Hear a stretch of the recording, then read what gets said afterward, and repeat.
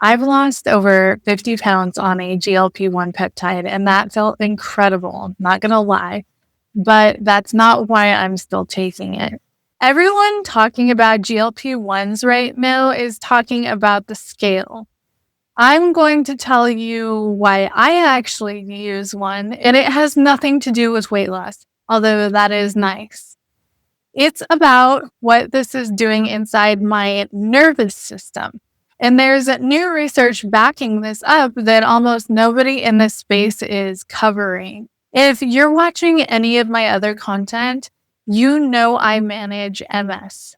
And for the last few years, my whole approach has been don't chase the trends, chase the mechanism.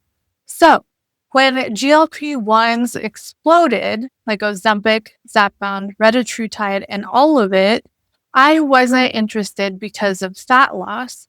I was interested because GLP-1 receptors aren't just in your gut, they're in your brain.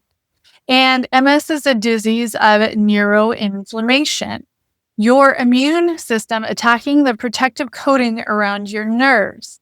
So the question I actually cared about was, does this touch that process at all? Here's what the actual research says, not the marketing.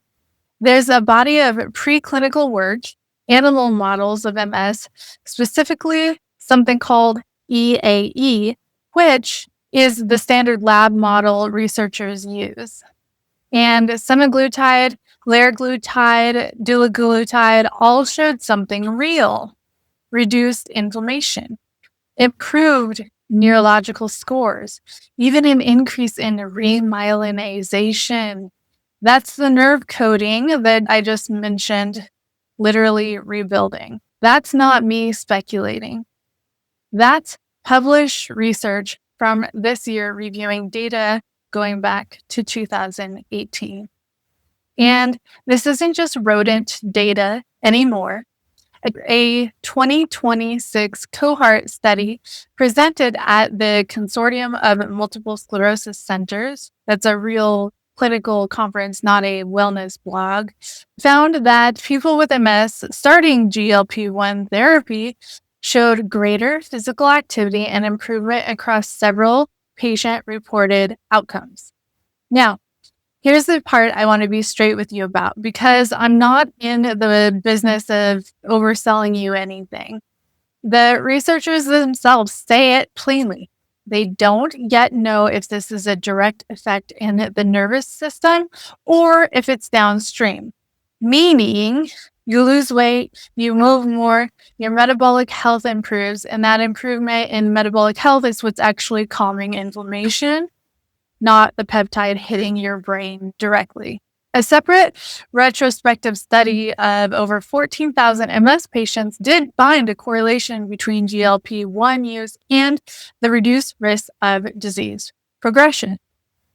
Correlation, not proof of cause. The same researchers are explicitly calling for prospective controlled trials before anyone draws a hard conclusion. So here's where I actually land on this personally. I'm not using this peptide hoping to drop a dress size.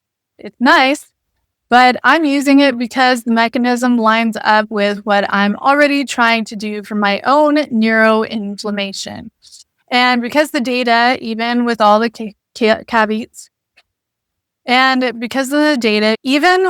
caveats, is pointing in a direction I find genuinely compelling for someone in my position. But I want to be really clear about something. This is my research for my body based on a year of tracking my own markers. I am not telling you to go get a GLP-1 prescription because you have MS. I'm telling you why the conversation around these compounds is so much bigger than will it make me skinny?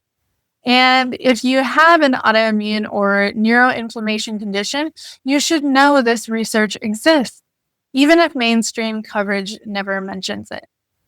If you want to actually read the studies I'm referencing instead of taking my word for it, I'll drop them in the description. And if you're already on a peptide protocol for something other than weight loss, I want to hear about it. drop in the comments, because honestly, that's the content I want to be making more of.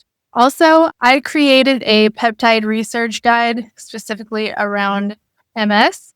And if you're interested in that, I'll have the link attached as well.